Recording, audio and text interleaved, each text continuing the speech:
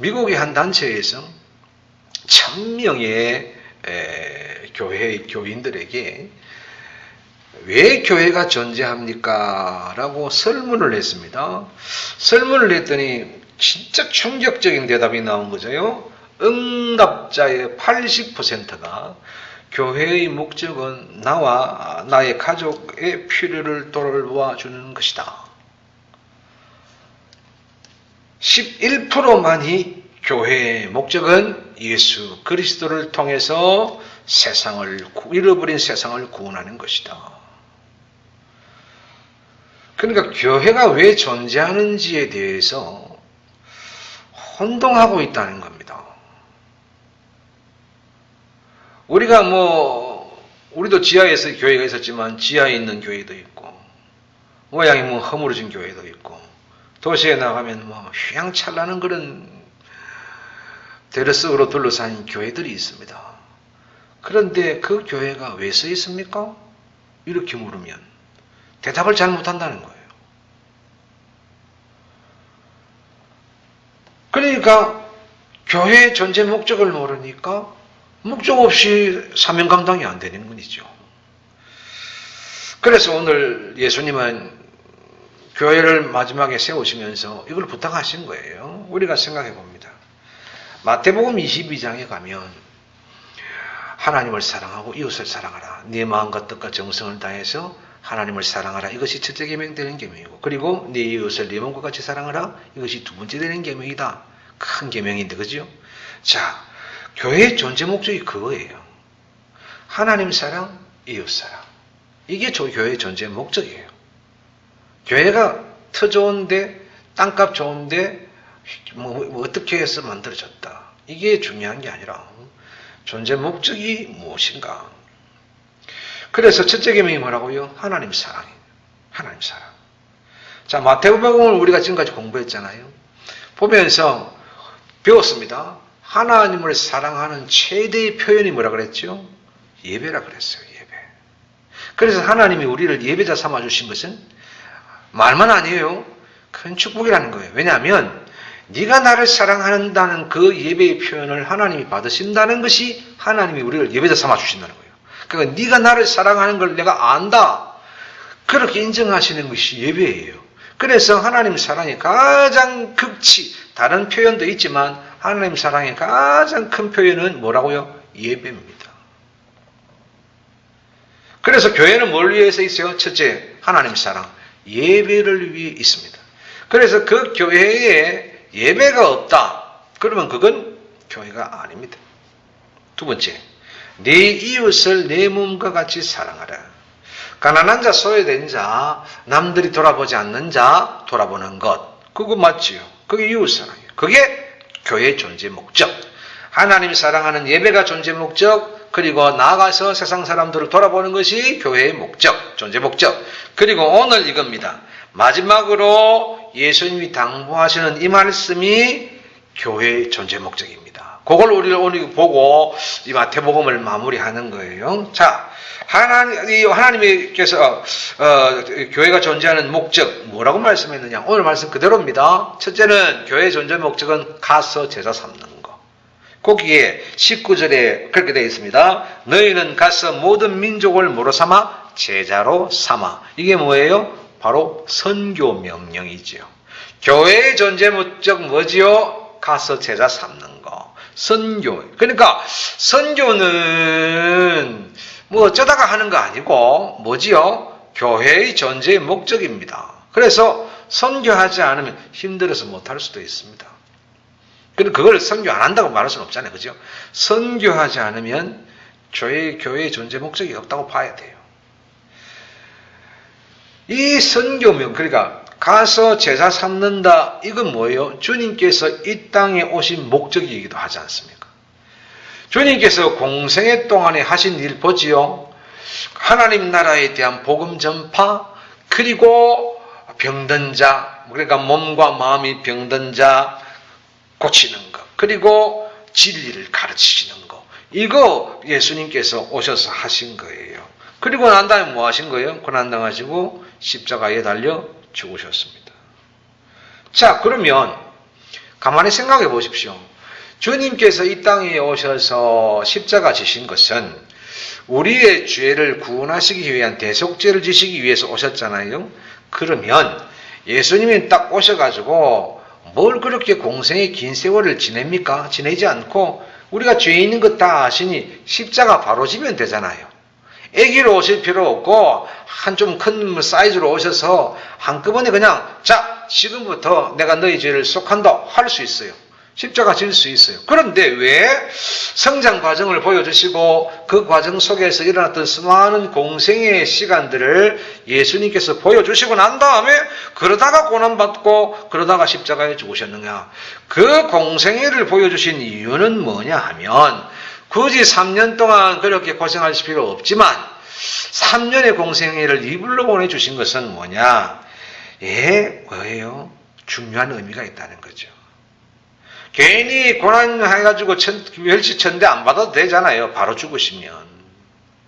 주님께서 3년 동안 공생애라 그럽니다. 그 유독 이 공생애 3년 동안에 보여주신 일들을 너희도 그대로 오늘 현실에 이 일을 위해서 살아야 된다라는 것을 보여주시기 위해서 일부러 3년의 공생애 생활을 지나신 거죠.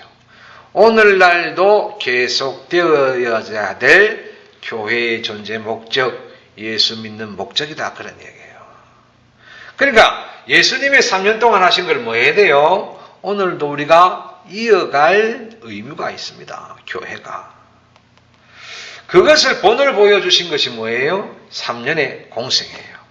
그러니까 말로만 하지 않고 우리 주님 뭐 하신 거예요? 3년 동안 사신 거예요.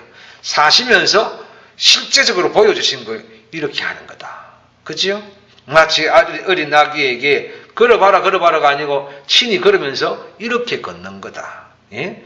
이렇게 밥 먹는 거다. 친히 보여주면서 본을 보이신 사건이 뭐다? 공생의 3년이에요. 그럼 그 공생의 3년을 오늘 우리의 현실에 그대로 갖다 놓고 그대로 행하는 게 뭐예요? 교회의 존재 목적이 되는 거죠. 그래서 교회는 주님 닮는 거잖아요. 주님 닮는데 뭘 닮는 거예요? 공생애를 닮는 거예요. 인품, 영적인, 그건 뭐 당연한 것이고 중요한 건 공생애 닮는 거예요. 주님의 사역, 주님이 부탁하신 것, 때로는 명령하신 것, 그것 닮는 거. 그 목적을 위해서 교회를 세우셨습니다. 그런데 성도들이 이걸 도외시하는 거예요. 아까 얘기했잖아요. 교회 존재 목적을 몰라요. 전혀 예수님의 공생에 3년 동안을 보고 배우고 했음에도 불구하고 그거 안 하는 거예요. 나만 은혜 받고 나만 복 받고 나만 위로받고 내 문제만 해결되고 그럼 뭐 이런 거예요. 그런 경우가 상당히 많잖아요. 내 이웃에게 대해서는 관심이 없습니다. 이미 예배에 대해서는 이미 관심이 없고 하나님 사랑하는 표현이 예배인들도 모르는 사람도 너무 많고 사랑 그러니까 그냥 일반적인 그런 세상 사랑인 줄 알고 그러는데 아니요. 그런 사랑 모르고 그러니 뭐지요? 예배가 없고 그러니 뭐지요? 돌아봄이 없고 그래서 하나님 사랑과 이웃 사랑이 안 돼요. 그러니까 뭐가 안 되죠? 존재 목적이 없는 거죠. 우리가 이런 얘기 많이 들었습니다. 모이는 교회, 흩어지는 교회. 그렇죠? 모이는 교회 뭐예요? 모여서 교제하고 섬기고 말씀 듣고 배우고 봉사하고 이거 모이는 거 잘합니다. 흩어지는 건 뭡니까? 세상에 나가서 강도 만난 영혼들 돌아보는 거. 그죠? 그 강도 만난 영혼들이 구원받고 돌아오게 하는 거. 이게 모임과 흩어짐이 조화를 이루어야 되는데 오늘날 교회가 어떻게 됐다? 모임만, 그러니까 모이는 교회만 돼 있다. 흩어짐은 없다는 거죠. 그래서 이 모임과 흩어짐이 조화를 이룰 때 오늘 말씀대로 어떻게 됩니까? 힘을 교회가 가지게 되어지고 그래서 전도하고 선교하는 것이 중요하다. 그런 말입니다. 땅 끝까지 내 증인이 되라는 말씀을 통해서 우리가 선교에 관심을 가지고 기도하고 동참해야지요. 우리 교회가 뭐 크게 선교했으면 좋겠는데 여건상 그게 어렵지만 그러나 기억해야 됩니다. 선교에 대한 교회 사명의식 가지고 기도하고 그렇게 선교의 능력을 달라고 그렇게 기도하고 그런 작으나 크나 감당할 때 하나님이 작은 일에 충성하면 큰 일 맡겨주신다 했으니 우리가 작은 일 감당해서 큰 일 맡고 그래서 크게 사용되어지는 그래서 가서 제자 삼으라 전도하고 선교하고 하는 일들에 우리가 동참할 수 있는 이런 일들을 감당하는 교회의 존재 목적을 아는 저와 여러분 되시기를 주의 이름으로 축복합니다. 두 번째는 뭐냐?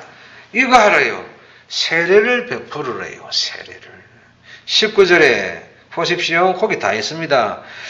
아버지와 아들과 성령의 이름으로 뭐를 펴고 세례를 베풀고 세례 베푸는 것 이제 우리가 좀 생각해야 돼요. 우리는 생각할 때 이렇게 생각해요. 세례는 받는 거라 생각하고요. 맞아요. 맞는데 전부 다 자기 개인만 생각하는 거예요. 내가 세례 받는 걸로 생각한다니까요. 여러분 세례 준다고 생각을 못하는 거예요. 이게 좀 생각이 빨라져요. 세례를 베풀고 그랬습니다. 세례를 받아야지요. 이미 받았어요. 맞아요. 나도 받고 우리 집에 누구도 받고 세례를 받아야 돼요. 그러면 세례 베풀 생각도 해야 된다 이 말이에요. 무슨 소리냐? 사도행전 8장에 보면 에디오피아의 국고를 맡았던 여왕의 국고를 맡았던 이 내시가 빌립을 만나가지고 세례를 받아요. 세례를 받고 기쁨 중에 나아가요. 사도행전 10장에 보면 여러분 아시지요? 백부장 고넬료 이방인인데도 이가 세례를 받잖아요. 베드로를 만나가지고 예수 믿고 영접하고 온 가족이 세례를 받고 구원받아요. 여러분 아시는 것처럼 사도행전 16장에 보면 빌립보 감옥의 간수가 이러고 저러고 큰일이 있었잖아요. 그런데 바울에 의해서 어떻게 돼요? 그 집으로 가서 그 집 전체가 구원받고 세례받는 역사가 일어났잖아요. 이게 뭐예요? 세례 베푸는 거예요. 교회에 처음 나와서 신앙생활하고 예수 그리스도를 믿고 그분으로 믿음으로 고백하는 가운데 세례를 받게 되는데 세례를 받는다는 것은 사실은 이제 내가 그리스도 안에 있고 그리스도의 사람이 됩니다. 새로운 사람이 되었습니다 하는 신앙 용어로 뭐라면 중생이라 그래요. 그럼 그 중생을 누가 줄 수 있느냐? 우리가 줘야 된다는 거예요. 우리가 세례를 받았으면 우리가 그들도 세례를 받을 수 있도록 베풀 수 있어야 된다는 거죠. 내가 그리스도의 사람으로 세례를 받았으면 그도 그리스도의 사람으로 세례를 받을 수 있도록 우리가 베풀어 줄 수 있는 일들을 감당해야 된다. 이게 교회의 목적이에요. 그래서 중생은 거듭남은 우리가 거듭나는 것이지만 뭐 할 수는 있다? 거듭남으로 인도할 수 있는 베풀음을 우리는 할 수가 있다. 이런 얘기예요. 그래서 세례 베푼다 하는 것은 한 영혼이 구원받고 예수 그리스도로 인도함 받는다라는 의미가 있고 예수 그리스도께 인도함 받은 그가 이제 자기 스스로가 나는 이제부터 내 힘으로 일어서는 예수의 사람이 되었습니다. 고백하는 것이 세례예요. 그걸 우리가 베풀어야 되죠. 그래서 세례 베푼다는 것은 예수 그리스도의 일원 한 몸 지체 만드는 일이다. 여러분 그렇게 그 일에 힘쓰는 일이 귀한 것이지요. 이걸 누가 한다? 교회가 감당해야 합니다. 그래서 이제부터 생각을 좀 달리 해야 되죠. 세례는 받는다. 그러면 자기밖에 몰라.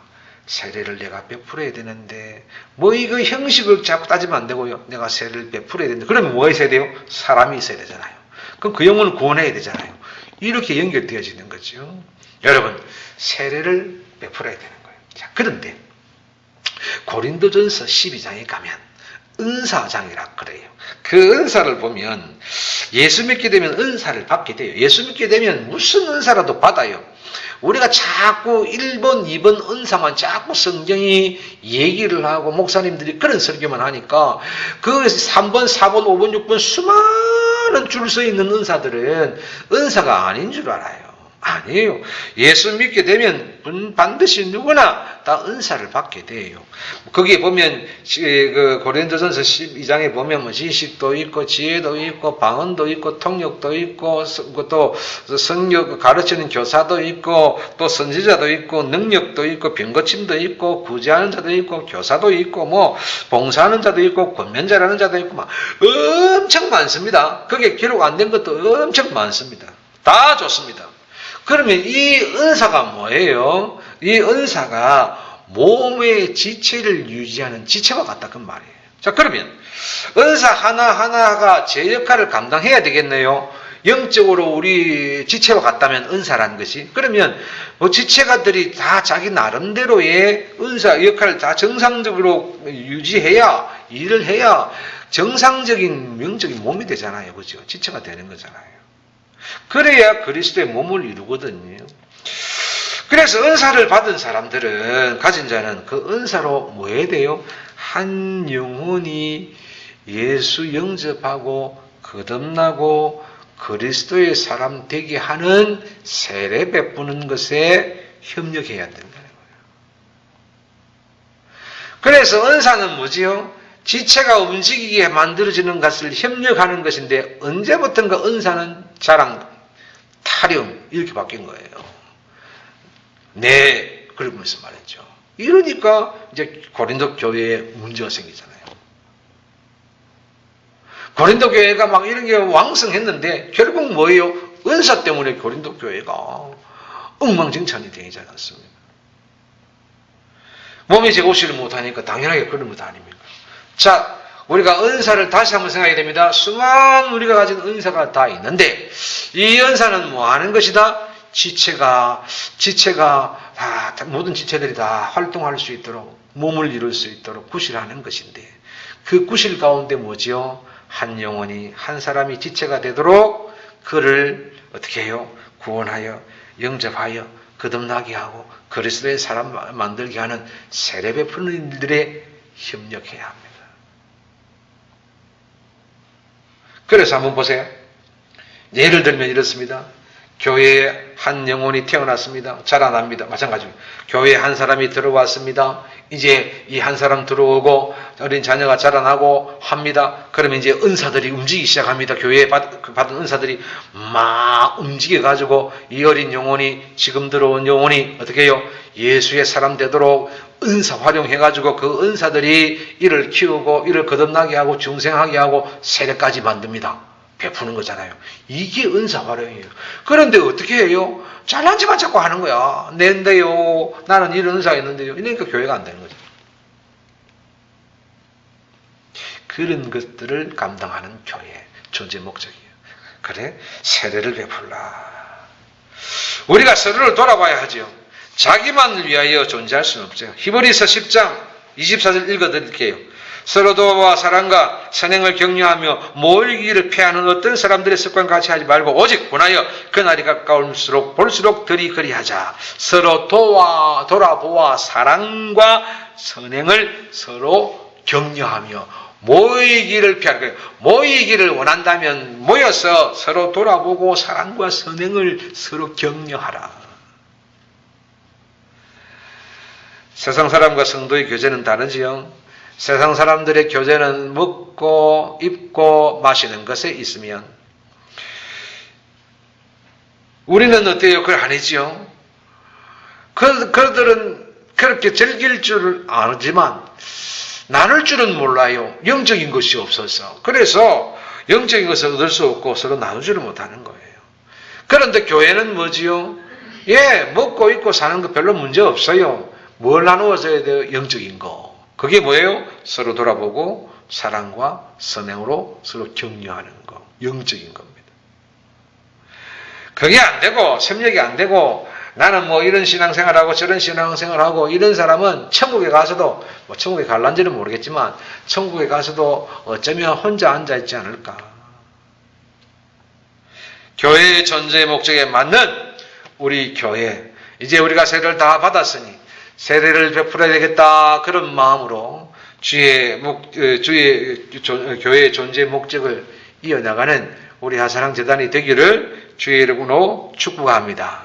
자, 세 번째 교회의 존재 목적이 뭐냐? 오늘 성경이 말하는데요.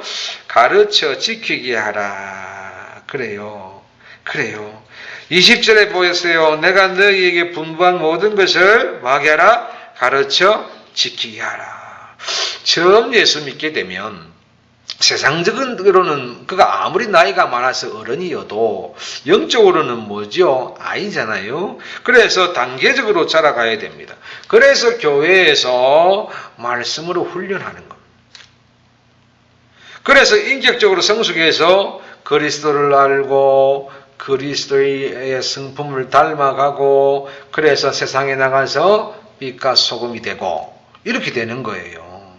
그냥 무조건 나가서 열심히 해라. 그러면 NGO 가면 돼요. 그 가입하면 가서 막 봉사하고 그럴 수 있어요. 그건 누구나 할 수 있어요. 문제는 뭐냐 하면 그리스도를 알고 그리스도의 인품을 닮아가고 그리고 세상에 나가서 빛과 소금이 되는 건 달라요. 그죠? 선행이라는 그 자체는 할 수 있어요. 따라다니면서 할 수 있어요. 단체생활 할 수 있어요. 그러나 그리스도를 안다. 그리스도 그의 인품이다. 성품이 되어서 성숙해진다. 그게 없으면 그런 모든 것들 다 어떻게 됩니까? 오래 못 갑니다. 진실성이 없어요. 이게 오래까지 유지가 안 되죠. 그래서 그러기 위해서는 열심히 가르치는 거죠. 체력을 키우고 신앙의 체력, 인격의 체력이 강해야 되는데 그래서 뭐 하는 겁니까? 주님께서 말씀한 겁니다. 내가 너희에게 분부한 모든 것을 가르쳐 지키게 하라. 내가 3년 동안 너희에게 가르친 것, 그것 너희가 가서 모든 지키게 하라. 뭐 사실은 그래요. 3년 동안 가해 교습 받았던 제자들도 어떻게 돼요? 잘 안 되는데. 그러니까 이렇게 가르치지 않으면 되겠어요. 제자들도 그렇게 배웠는데도 잘 안 되는데도 불구하고 보고 배웠는데도 잘 안 되는데 안 보고 배우는 우리야 얼마나 가르쳐야 되겠느냐. 여러분 그렇습니다. 여러분 우리가 잘 배우는 마태복음의 진수는 어디에 있어요? 마태복음 5장에 있어요. 뭐 진수라는 것은 전체가 다 진수지만 특별한 진수가 마태복음에 있잖아요. 그게 뭐예요? 산상팔복이라는 거잖아요. 그게 다른 데 없는 거죠. 그런데 우리가 산상팔복 뭐 복 있는 사람은 어쩌고 저쩌고 막 암송은 많이 하는데 과거에 우리가 가르치기를 진짜를 안 가르친 거야. 그게 뭐냐 하면 산상팔복을 얘기하시고 나서 우리 주님이 뭘 얘기하셨느냐 이게 중요한 거잖아요. 그걸 다 가르쳐 줬어요.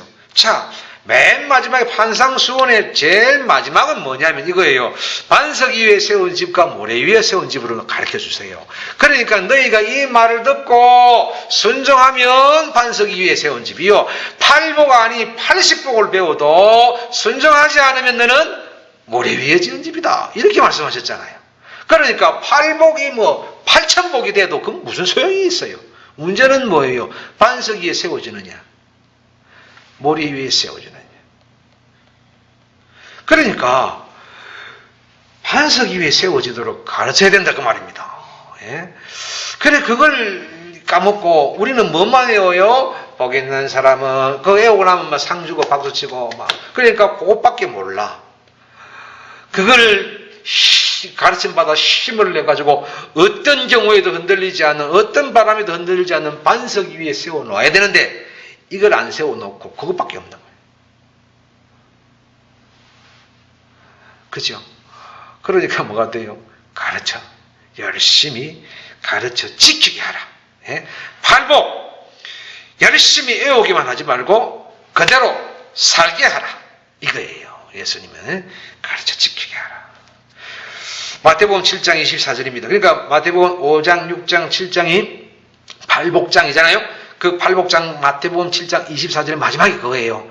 누구든지 나의 이 말을 듣고 행하는 자는 그 집을 반석 위에 지은 지혜로운 사람 같으리니. 자, 그러면 통째로 한번 보십시다. 예수님의 공생의 3년을 듣고 나의 이 말을 듣고 그대로 행하는 자는 뭐지요? 반석 위에 지은 집 같다. 다시 봅시다. 내가 가르쳐주고 보여준 이 모든 것을 듣고 그대로 행하는 교회는 교회다 이런 말입니다. 교회의 목적은 신앙과 인격을 반석 위에 세우는 겁니다. 결국은. 그러면 그 어떤 유혹과 핍박이 와도 전혀 어떻게 해요? 시험을 와도 그것을 견디고 이길 수 있는 거죠. 그러니까 왜 안 되느냐? 가르쳐 지키게 행하게 하는 이 가르침이 없었어. 그래서 많이 무너지고 많이 돌아서고 많이 중도하차하고 바람만 조금만 불면 시험에 들고 뭐 그러는 거예요. 그래요. 우리 이런 시험에 드는 거 참 슬픕니다. 그렇지요. 조금만 뭐 하면 시험이 든다. 이게 안 된 거예요. 참. 이게 모래 위에 있으니까 맨날 시험 드는 거예요. 웬만하게 바람 불며. 자, 이렇습니다. 우리 잊지 마십시다. 오늘 말씀 우리가 주신 그대로입니다. 그래요.